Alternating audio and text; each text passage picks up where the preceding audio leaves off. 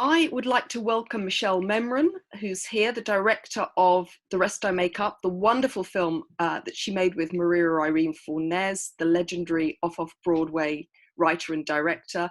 Michelle, welcome. Thank you for allowing us to screen the film as part of the International Online Theatre Festival at the Theatre Times. We're delighted to be screening it. And I wanted to congratulate you on the film because I think it's a beautiful portrait of Irene Fornes.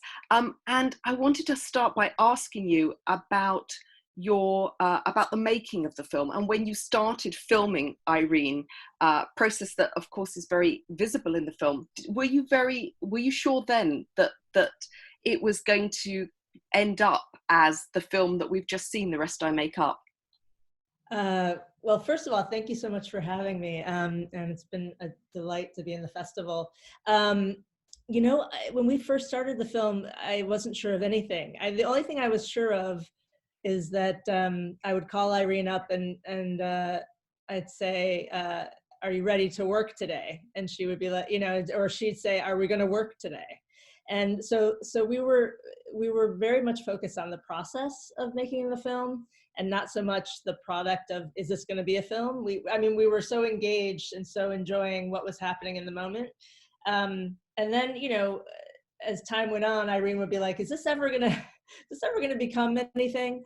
And, you know, it took me 15 years to actually, from the first time we filmed in Brighton Beach in 2003 to the last edit at the end of 2017 to, you know, to actually tell this story. So I think we were so involved and engaged in what was in each other and you know, the traveling that went on in the film and capturing these moments that we weren't so much focused on what it was going to actually become, you know. So I'm actually thrilled that it became a film.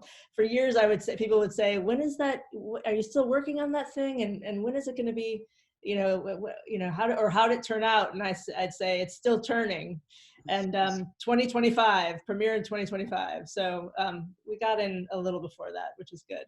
You did, and her work is very present. Irene, as a playwright and as a director, is very present at the beginning of the film, where you contextualize her writing, her emergence in the off-off-Broadway movement, and then it recedes as the film progresses. Talk me through a little bit the structure of the film and the decision to really focus on her as a writer in that early section.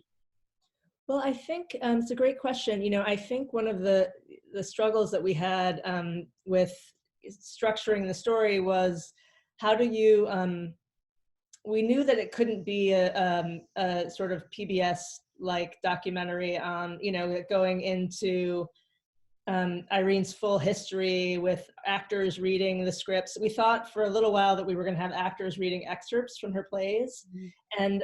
And as the structure emerged, it was very clear that, it became very clear that Irene no longer remembered her plays by the time that I met her. And so it was very much a collaboration. So it didn't feel true to the collaboration to have her plays, you know, in you know, woven throughout, because that would be me inserting that in, not Irene. So we poo-pooed that decision, and then it became. I mean, so everything you see in the film is we follow Irene's lead, so it's generated by her and her memories. So if she doesn't remember it, we try not to include it in the film. But then how do you just have, you know, how do you introduce her? You know, like, how do we, are people, you know, so we have that intro section, which is about, you know, 7 minutes long, of this sort of backstory of people talking about her work. And I had archival of her plays that she had given me on video. And so we were able to, you know, do little bits and pieces of the plays. But again, those, even if we were to do larger sections of those plays, the archival doesn't stand on its own. And so we didn't want to do that either. So it's like a little taste of, like, this is a playwright who you don't know, probably, who you should know, and now we're going to meet her and we're going to spend the next 70 so minutes, like, really being with her. But it was hard. It's because it's a very different style than, you know, the rest of the film. you know, in the beginning. But I think it, you know, I think it does launch you. I think we wanted to be launched into the story, into her life. I think not only does it launch us into her life, but it also, we get a sense of what she's meant in terms of her position within the American, the broader American theatre. And I think your choice of figures who talk about her work is really interesting. I mean, Edward Albee's point that she takes stuff from the unconscious, and that's where, and that's the starting point for her creation, and that she discovers what she's writing by writing it, I think is a wonderful summary of her as a writer. So talk to me a little bit about the figures that you use. So Paula Vogel, Albee, and of course John Guare, who appears at one point in a fortuitous encounter while you're filming. Yes, so I mean, early in the process, you know, there were various actual interviews of others had different stages. So in the beginning, I was really interviewing people as a way to invite them back into Irene's life. So I would have an interview, and I went through a whole list of people with Irene, and I said, who are these? Who should I interview? Let's go through the list. These are all the names, and I used your book a lot to you know, I had a list of all the people that were you know, interviewed in your book on Irene, and she would say, oh, I love her, oh, I hate him, or I love him, oh yes, do that person's great. And so we had this ongoing list, and so I just started reaching out to people and saying, you know, could I interview you? And then when I would interview them, I would show that we would talk, and I'd say, when was the last time you saw Irene? Do you know what's happening? You know, we're trying to get the community involved in you know, coming to visit. And so in the beginning, it was really like, who is willing to be interviewed? And then just going out and interviewing, and then doing the research and going out and interviewing them. But it was more, it wasn't so calculated because I didn't know, you know, who a lot of these people were. And I was always surprised, like Edward Albee wrote back immediately and was like, sure, come out to Montauk. And, you know, Paula Vogel was of course great. And Migdalia Cruz, you know, that was an early meeting, and we met together, and Eduardo Machado. So these were all sort of staggered interviews that we did. And then later we interviewed Morgan Jeunesse, her agent, and Brooke Berman. And, but yeah, so, and, you know, John Guare we ran into on the street. And then I followed up with him and Connie Congdon, and we had a separate interview that doesn't actually make it into the film. But everyone that I contacted, and Tony Kushner and I went back and forth, and ultimately we didn't end up meeting until recently when he saw the film at Metrograph, and we had a Q&A there, which was really lovely. But people were, for the most part, were really, they wanted to talk about Irene, they wanted to talk about her influence, and they wanted to talk about, a lot of these playwrights wanted to talk about the influence of off-off-Broadway, and like how, how if they weren't a part of it, how they had nostalgia for not, you know, for it, even though they weren't a part of it. And if they were a part of it, you know, how much of, you know, their creative life they owe to it, you know. So I think, and Irene was at the point when I met her, she was talking almost, I mean, I would say the two things she talked about most were off-off-Broadway and Cuba, because she was living further and further in the past. Yeah. I mean, and that's I mean, because of course you traveled to Cuba. We'll return to that, but off-Broadway and New York and where she lived, just off Christopher Street, Sheridan Square, was just such a part of her life. I mean, I remember the first time I visited New York and stayed with her, and she walked me around all the places in her plays, and there was a real pride in that part of New York. It's where her heart was, and there's that extraordinary moment in Miami where she talks about what New York means to her as a playwright and as a human being, and you film parts of that part of New York in black and white. How important was that context in terms of positioning Irene? I mean, the context of, I mean, I knew I mean, it was so important. It was so important to the film, and it was so important to, I mean, it was a place that where she became a playwright. I mean, at Judson, you know, Poets Church, that was so influential in her career, and Promenade and all of those early works, and and her being, you know, I mean, she loved the word bohemian, as we've talked about, but she just the whole ethos of that time, and that you could, you know, that they were, I mean, we talk about it in the film about, like, they were going to get props from the streets, you know, from dumpsters, and they were, you know, it wasn't about, you know, these big lavish productions. It was like about, like, specifically picking the right things, you know. It was and thrift, and that's her love of thrift stores, and so that it all, you know, and I think that is very much, I think Off-Off-Broadway and Cuba are very much linked in this way of making do, and her growing up in the Depression in Cuba.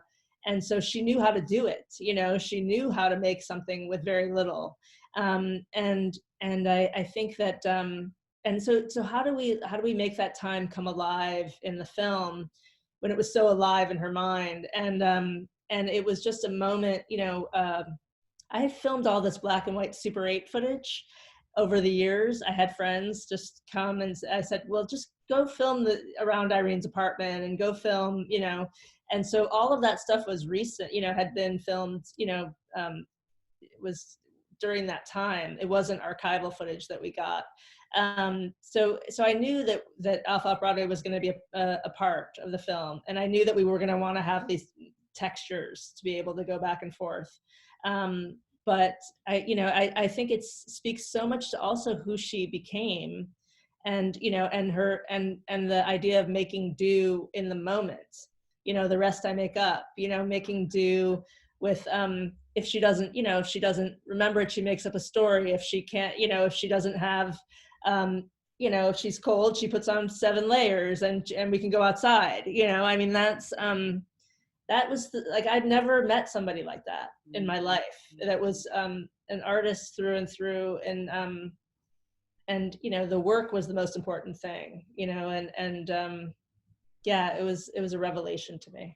So I think, I mean, one of the things I love is that you film that moment of the launch of the off-off-Broadway book that Steve Bottoms had in New York. And I know how much Irene, you know, loved being interviewed by Steve Bottoms for that book. And it's a wonderful moment because it brings so many people together from that movement, people who are no longer with us, and people who define that really key moment in American counterculture, I think. Yeah, I mean, in every screening, I mean, well, and especially in New York screenings, there'll be the moment where Ellen Stewart comes up on the screen, and you'll hear, especially if it's a theater audience, yeah, you'll hear everyone, like, there'll be like a moment of, you know, an audible moment where people are like, oh, you know, Ellen. And then, you know, to go back in time to, you know, with her in the, you know, at La Mama, you know, I think, and that Steve Bottoms book was so influential too in my understanding of Irene's role in the whole movement, and like, and just, yeah, I mean, so many, I mean, when we went out to interview Edward Albee, he spent about 10 minutes talking about Irene, and about 50 minutes talking about Off-Off-Broadway, and how influential it was to him, you know. And so I think that, and you don't know a lot. I mean, people don't know. They just think Edward Albee, and they think, you know, they don't go back in time to his beginnings in that way. Or Lanford Wilson.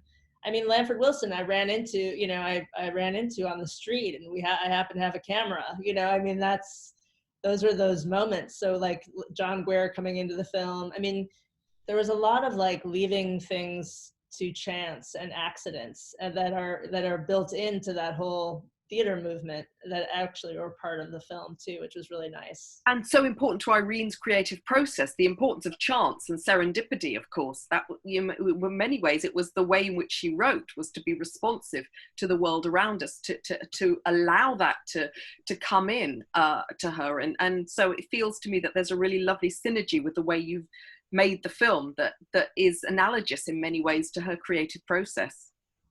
Yeah, I mean, it's true. It ended up that way because we made so many accidents. There were so many accidents in the filming and so many mistakes in, like, not mistakes in the sense of um, at the time, but when you're going back to like do color correction and sound editing and picture editing, and you're like, oh, why didn't we have a mic on in that moment? Or like, oh, why did, we not like think of this as a scene and get multiple angles? Or, why did, and then, that just became the language with which we did the film. Was like, instead of, and in the same way of focusing on what remains instead of what is lost with Irene. We focused on, okay, what are the strong points of this footage? And like, and it's the intimacy. So we can really, the intimacy of the way it's shot, it's in Q&As, people will say, it's so interesting, these angles that you have with the where the camera's down here, and was that an artistic choice? And I was like, I had no idea what I was doing. And I was having a conversation with Irene, and if I had the camera in front of my face, then Irene would say, I can't see your face. So most of the time, the angles are looking up at her, which also is actually, I mean, it's sort of poetic because I did so look up to her, so maybe not at that stark of an angle, but yeah, I mean, I think that, and you have to, in order to like allow for all of those accidents and allow for those digressions and things, you have to not be so wed to structure and to form, which is another thing that Irene let the content create the form of her plays in so many ways. So that, I mean, there were a lot of things that, just happened because we were following her, that wouldn't have normally happened, so. You talked about layers earlier, and one of my favorite moments in the film is when Irene's describing all the layers she's got, and she's the queen of layers. And one of the reasons I love it is because Irene loved layers. She loved, her bohemian sense of dress, of just putting on what she felt like in the moment, and somehow it always worked, was just wonderful. But because I think Irene was so much about different layers. I mean, we've alluded to Cuba and her Cuban background, but she had all these kind of extraordinary layers in terms of her personality, and her role as the champion of layers is just a beautiful kind of image of what she was as a human being. And one of the things that emerges through the film is her playfulness, her ability to kind of play to the camera, to really enjoy the moment of whoever she's with, addressing, and relishing it for all it brings. And for me, I think that's one of the things I adore about the film, the ability you have to capture the multifaceted Irene Fornes that we all knew and loved. Yeah, I mean, and I think that well, thank you. I feel like also when you're doing a durational project, like this, it's because it was filmed over years and years, all of those things come out, you allow the layers to come out, as opposed to if we had just, filmed in 1 year or 3 months and decided, okay, let's make a film out of this. I mean, I think things emerged because we took the time, and because I was spending so much time with her. I mean, even it was a daily, I would see her daily, if not, every other day I would be spending time with her, because it really also was this, it evolved into more of a caretaker role in some ways, and our friendship really grew. And so I got to see a lot of sides of her that I didn't, that I wasn't, I mean, the humor and the playfulness was the thing that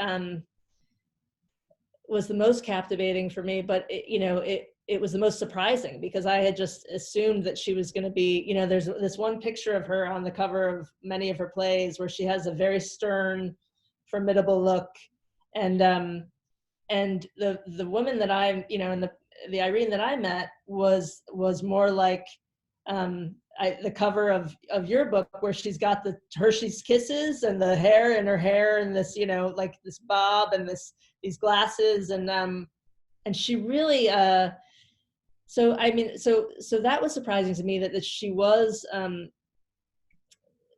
so delighted in the moment and delighted by things and curious. And but there, you know, there were moments, like you'll see in the film, where she sees John Guerra on the street, and she has this really, you know, this moment of the things you take for granted, and she's recognizing that she's no longer a part of this theater community. And there's moments where she hasn't been out for days, and you know, so you know, I mean, she went through all of the emotions. But people will ask, well, like, was she ever really upset? You know, because we don't really see her that upset in the film. And I have to say that she wasn't, you know, and sometimes she was more confused, you know, by the moment, but she wasn't angry. And I know that in the past, part of her layers was that, you know, she could be tough. She could be a harsh teacher, and she could be a harsh, you know, a very exacting director. And but I mean, Migdalia and I always talk about the different Irenes that we knew in Q&As and things, because I can only tell the story of the Irene that I met. And, you know, there's several Irenes. I mean, you could tell a different story, and Migdalia has, you know, a different story, and Caridad and Eduardo and all of the people that she taught. And there's thousands, you know, I mean, it's amazing. So yeah, so it's, I can, you know, I think that my time with her was marked by this joyfulness. And she talks about fun in the film. You know, when you ask her about directing, she talks about, why should I be deprived of the fun of directing? And she saw, I mean, she was an incredibly exacting director, having observed her in rehearsals. But the fun of kind of creating this piece was also incredibly visible. And I think that comes up so clearly in the film, her sense of playfulness and fun. You know, when you ask her about the camera, and is she bothered by the camera is my beloved, the one who wants me, and I give everything I have to. I mean, her relish and love for life comes over, and her wit comes over. Even as she is, you know, Alzheimer's is beginning to really take over, that wit and that playfulness, it remains. Yeah, she has this uncanny ability to take a moment, even a really like somber moment, and then, you know, in the next second, turn it into a joke, or turn it into something else. And anyone who's going through anything in their life, to be able to lighten up, you know, it makes everyone lighten up a little bit, you know, because you're like, you can be tense watching that scene in the movie where Irene and I are talking about, is she going to stay in Miami? Where is she going to go? And it's a really hard scene for me to cut and to watch. But at the end of it, you know, Irene turns it into, you know, she has that moment where she talks about a play on paper is completely incomplete.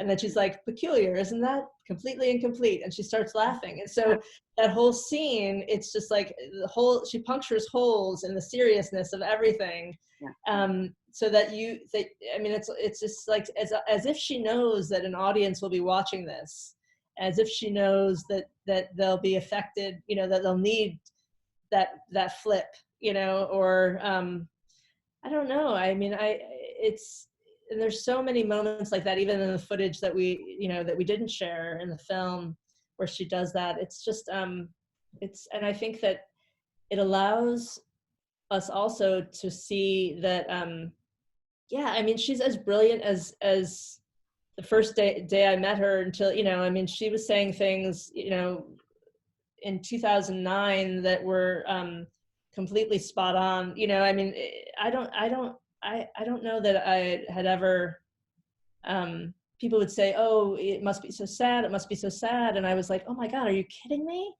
What comes out of her is like extraordinary, you know? And so that was our goal too, with capturing these moments, was this is not forgotten time.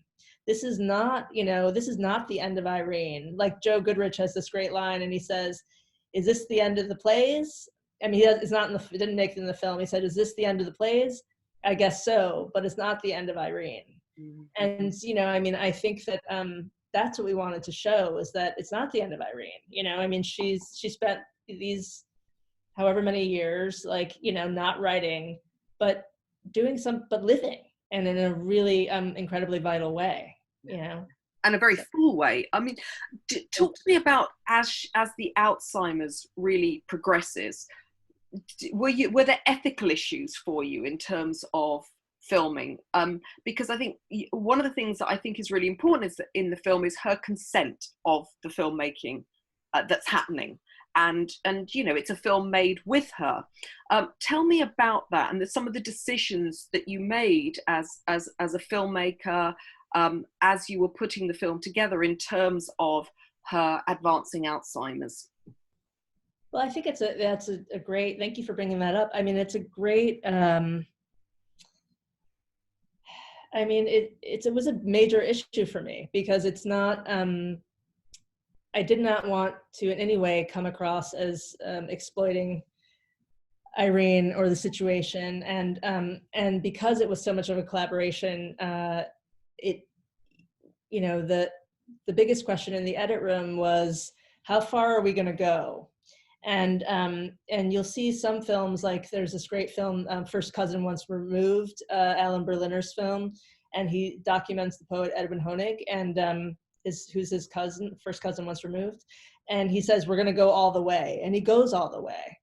And when we were editing the film, you know, he goes all the way to Edwin's death. And when we were editing the film, I had shot up until, so from 2003 until 2013, I filmed when Irene moved back to the city in 2013, and we were setting up her room. I was filming that for some reason. I was like, well, let me just film this, because I was so used to filming. But after 2006, I would say, you know, that moment in Miami where I say, you know, it's time to say goodbye, and she says, to the camera or to the camera lady, and that after that day, I just remember distinctly Irene seeing the camera and not interacting with it, where she was, so, because she would call it my little camera. She would all had all these nicknames for the camera, like, what's a cannon? A cannon is you shoot people. It's not you know, it's not a nice thing. What's a cannon? So it's when she stopped paying attention, in the edit room, I was like, oh, the film can't go beyond 2006. It can't go beyond that moment when she stops recognizing what we're doing, because that feels icky to me, and it feels it's about Irene's dignity, and how do we maintain it. And I don't think I think that yeah, it was almost like the film didn't have my permission nor Irene's permission to go any further than that, which I'm glad for, because I think we do use some moments from some audio from 2010 as we're constructing the relationship, but we didn't use any of the visuals. And tell me about the decision to spend time in Cuba and to go to Cuba, because that's beautiful. I mean, really beautiful, and the relationship with her family. You get a very different Irene in Cuba, and the things that, you know, that she remembers before you go to Cuba, and of course the poignancy of her being in Miami with her sister Carmen Newt and having forgotten that she was in Cuba so recently. So talk us through some of the decisions that you made in terms of the material that you featured in the film from the time you spent together in Cuba. Well, we decided to go to Cuba because Irene was remembering more and more, was living more and more in Cuba in her head, and she was getting letters from her brother. And her sister was calling from Miami, and she was getting these letters from her brother. And her last play that she had done was called Letters from Cuba, that was based on letters from her brother.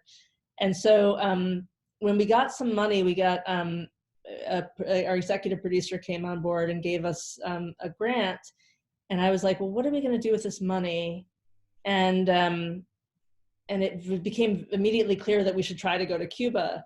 but we couldn't get, I did all the paperwork, and we couldn't get Irene a visa, and I couldn't get a visa.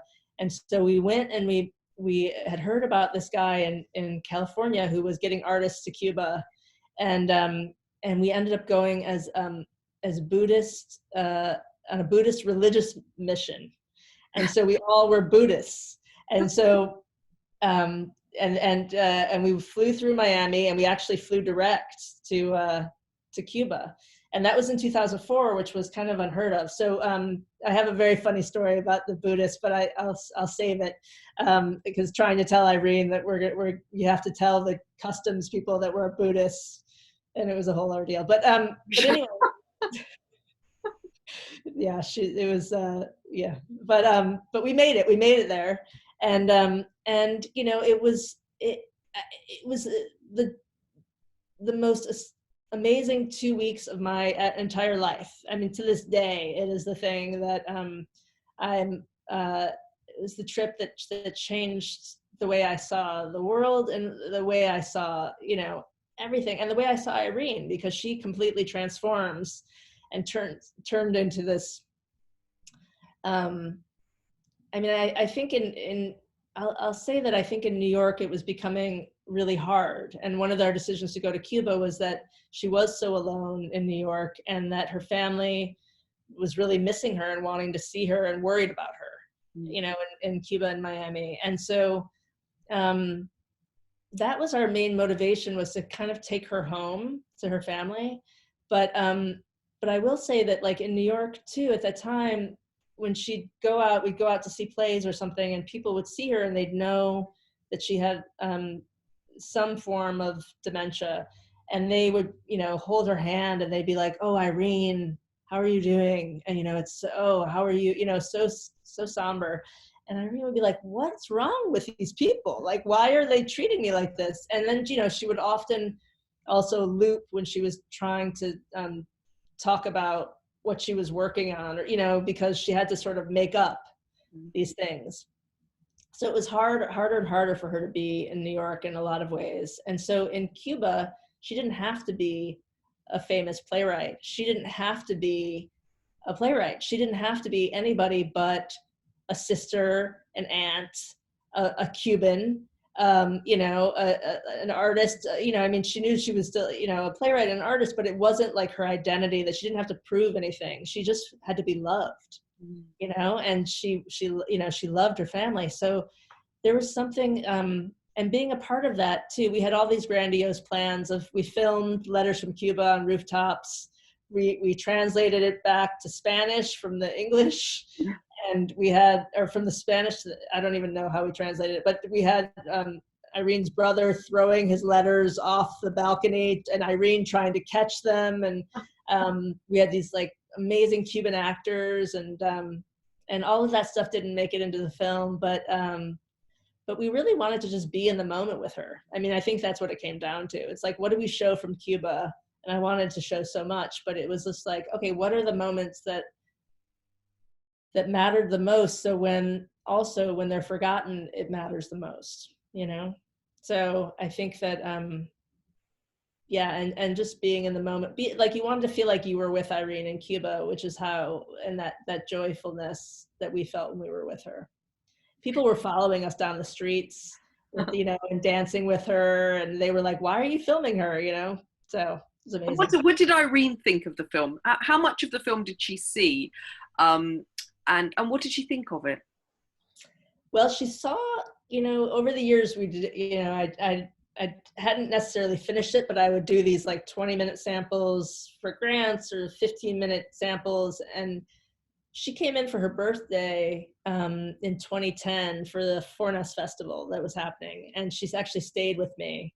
And I was able to show her 25 minutes, which we actually screened the next night. And I showed it to her before it screened, so I could cut out anything that she hated, or, and her reaction, I just remember her saying, and I put, in that 25 minutes was a lot of the scenes that I was concerned about, like the scene of her writing, loss of me, loss of memory. And the scene in the elevator where she's, you know, saying that she's been forgotten. I just wanted her to see those things. And, you know, her reaction, she laughed through most of it. And then, you know, she said, loss of memory. I never, you know, I didn't lose it. I never had it to begin with. Yeah. And then her biggest critique was that there were too many other people in the film, that she just wanted to see her. She was just like, enough with the people talking about me. I want to see me, more me. So, and she loved it. She was just like, oh, there's me again. There's me again. Oh, here I am again. So I think she would have, you know, when we were at MoMA where the film premiered, I mean, everyone was on their feet, and and Irene, I just so wish that Irene could have been up there, you know. It was just, I mean, that's the saddest part of, like, you know, it's extraordinary that the film is having this life and is continuing to have a life. But I just so wish that Irene could have been part of it, because she would have been so delighted, you know, and the party afterward, you know, it's just like, I just could have imagined, yeah, I could, you know, but She loved a good party, did Irene? Yeah.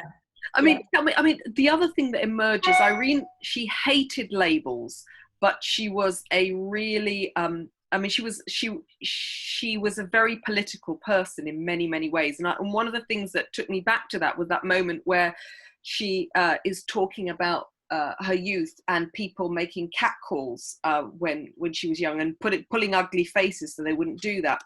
And then she turns to you and says, do they still do that? And she's disapproving. And of course, there's also the section where she's talking about LGBTQ issues in Cuba, and why it's just not possible, or wasn't possible, for her to talk about that openly. So there's also this, you know, incredibly political human being that Irene was, in many, many ways. And you capture those political moments, I think, with great sensitivity.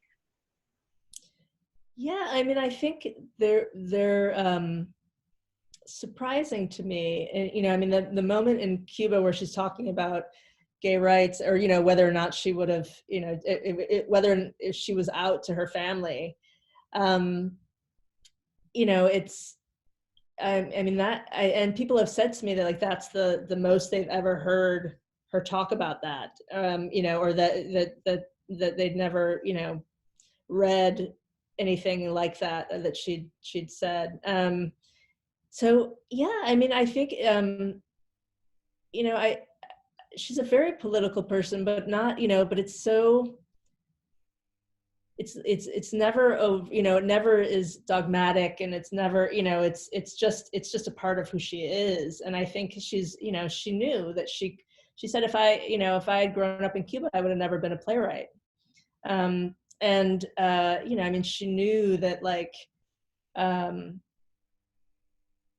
coming to New York was you know, probably, you know, saved her in a lot of ways, you know, from having to deal with, you know, who knows if she would have even come out had she stayed in Cuba, you know, I don't know. I mean, I think, because she wasn't also very out in her life in terms of, like, you know, I mean, she was very private in a sense. Yeah. So, and she's very candid in the film. She's very candid about Susan Sontag and her relationship with Susan Sontag. And she talked about it to me, but never as candidly as in the film. And it's a very moving moment when she talks about her as the love of her life. Yeah, and that came out of nowhere. I mean, that came out of, because I had been asking Irene, because she's so private, you know, and I of course, like, everyone's curious about Susan, and, you know, and I'd become very close with Harriet, who's also in the film and was Irene's, you know, an early lover of Irene's. And Irene would never talk about Susan. She would talk about anybody else, but she would never talk about Susan.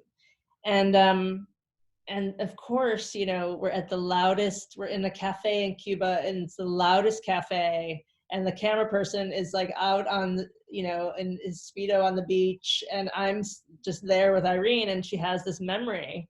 I mean, she, you know, circuitously, we get to this memory of her, you know, meeting Susan Sontag, and that came out of nowhere.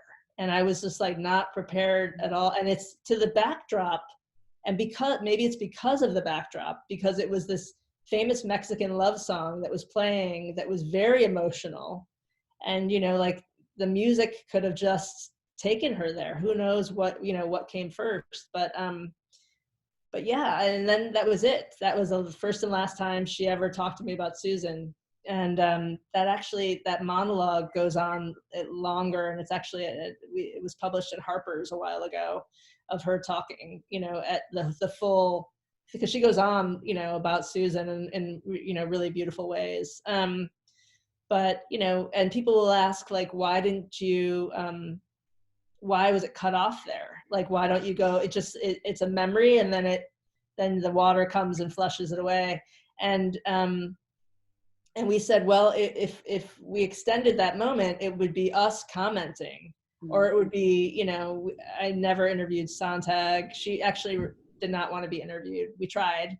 And you know, I didn't want to impose anything. I thought it was just perfect the way that Irene said it, like, let Irene have the last word, you know? We learned over and over that if she didn't have the last word, we would end up having to take it out anyway. Tell me about, there's a wonderful moment actually when she's receiving an award at Seattle Repertory Theatre, and the citation speech talks about her as the architect of how we create theatre, how we teach, and how we live our lives. And that, how we lead our lives, sorry. And it took me back to something that Luis Buñuel, the famous filmmaker, said about his friend Federico Garcia Lorca, was that he was his own masterpiece, that, you know, it was the poetry, the plays, but the persona, everything that they represented, that totality is what made them a masterpiece. And it made me think about Irene, that multifaceted part of Irene, the writer, the director, the teacher. And she had a huge influence on playwriting in the US. But what she represented in that refusal to compromise in many ways, that belief in the power of creativity and the power of the imagination and the unconscious. And I think that portrait comes up of this very multifaceted, it goes back to what we talked about earlier on layers, human being. And alongside that, of course, the journey in the film in terms of your own intergenerational friendship. And it's not often that you get intergenerational friendships represented on film. Yeah, I mean, I think that it was, you know, people will always say, like, oh, isn't it? Well, actually, you know, they say two things. People will say, you know, it's such a gift, like, you were able to give Irene so much. And I'll be like, are you kidding me? I mean, it's like taking a master class, you know? I mean, I took a very long master class with Irene Fornes. And you know, and the exciting thing about the film is that, you know, is that people will also get to take the master class, you know, and they'll get to experience her, because she was such an incredible teacher. And she really was able, because she wasn't, she didn't teach, like, nothing was done in the traditional sense, you know. She was able to, you know, she entered into things without having a degree in it, without having ever done it before. I mean, I think if she hadn't done it before, she was ever the more excited to do it, you know. Intuition. Yeah, exactly. So, I mean, and I think, so I think that, you know, that's refreshing to people, and it's disarming, you know. It's like, how great to be taught by a player, you know, by a playwright who's, you know, I once asked her, like, when did you first start calling yourself a playwright? She's like, I don't know if I ever did.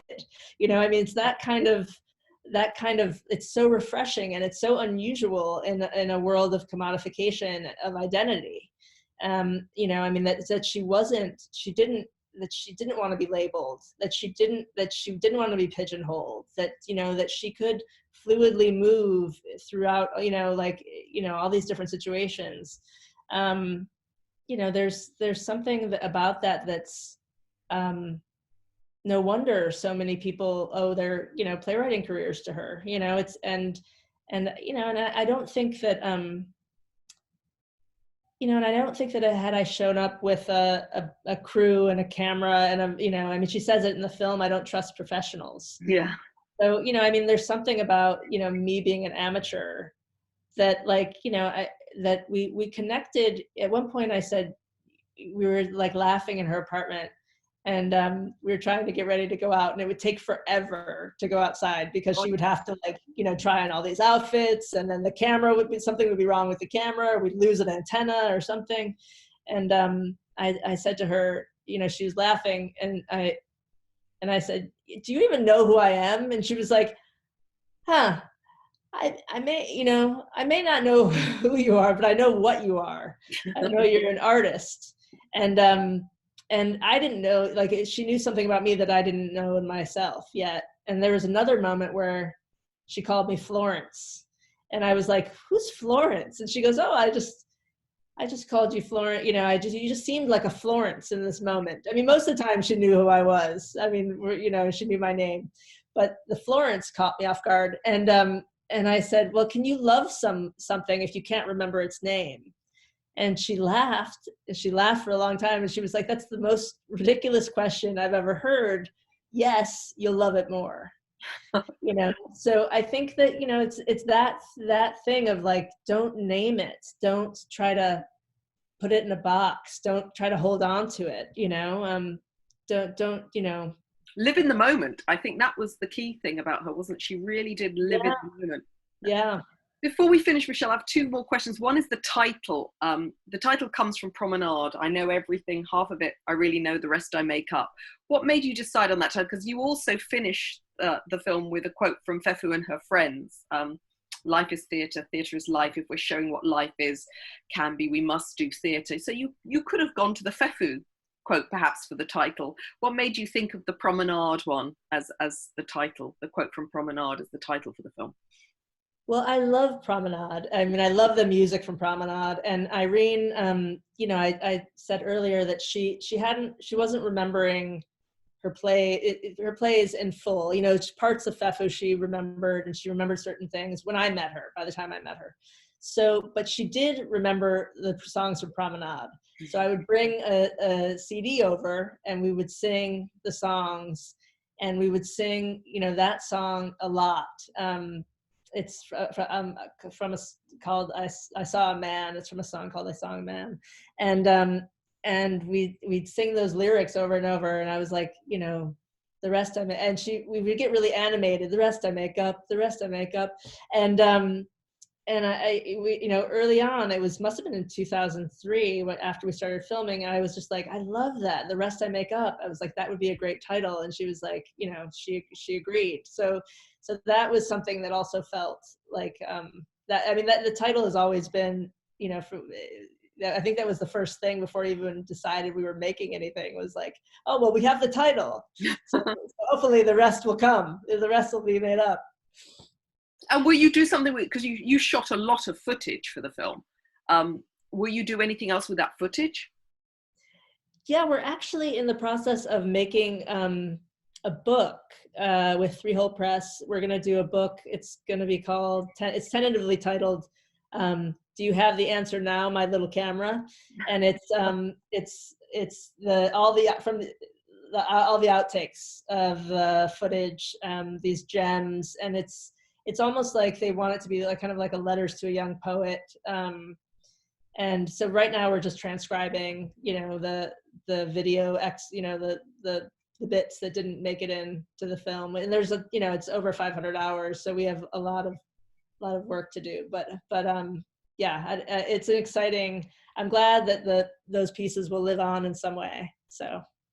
And I was thinking, because we're conducting this interview through Zoom at a time of lockdown for both of us in London and in New York, or where you are, and I've been rereading sections of Irene's plays, and with the whole crisis of COVID-19, it took me back to What of the Night, one of her great plays, and I think the thing about Irene is she saw so much of what would happen. When I read What of the Night, it seems to me so pertinent as a play as to what's happening now in terms of environmentalism, the gap between rich and poor. And I went back to a quote that she wrote to the program notes of the play. "I fear for our future. I fear that we're becoming greedy and heartless. I don't understand what's leading us to these feelings, and I can't imagine anything but disaster being the outcome of our mindlessness and heartlessness." And it made me think to Irene as in the way that many great artists are, their ability to really crystallize and articulate something that's happening that hasn't been fully articulated in that moment. And I wonder about Irene and what she would have made of the situation we're all in now.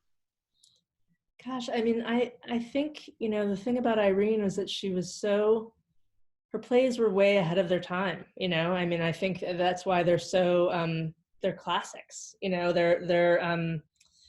I think that her plays are going to be more and more done as time goes on, you know, and I think that, I mean, What of the Night is today, you know, What of the Night is, I mean, Mud. I mean, you know, all of the plays are articulate something that that keeps being played out, you know, in time after time. So I don't, you know, I don't know what she would have made of this moment. I think she would have been teaching through it in some way. I think that would have been her way of contributing and coping with it, I think. I don't know, you know, I also remember her, you know, reading in an interview somewhere, you know, where she said, humanity is much more moving when it's not crying over itself. And I think that, you know, she would, I mean, in the same way in the film of dealing with this adversity and how she confronts it or doesn't confront it, you know, I mean, or, you know, or just dances with it, you know, in that way. I think it could teach us, you know, I think the film actually teaches us a lot about what it means to live through this moment that we're in. I think, you know, it's been really heartening to get messages from people watching the film and being really like refreshed and hopeful, you know, because of Irene's outlook on things that could potentially be really grim. And, you know, what is more grim than a terminal illness, you know? I mean, that, you know, and in some ways we're all like living, you know, in a state of uncertainty and unknown, in the unknown that you would experience when you're having a terminal illness. So I don't know. I think that I think she would be teaching us all something right now in the present that we're not necessarily getting from reading the news. Yeah. Michelle Memran, thank you so much. It's a beautiful film, and thank you for talking so candidly, as Irene would have done about the making of this film. Well, thank you, Maria.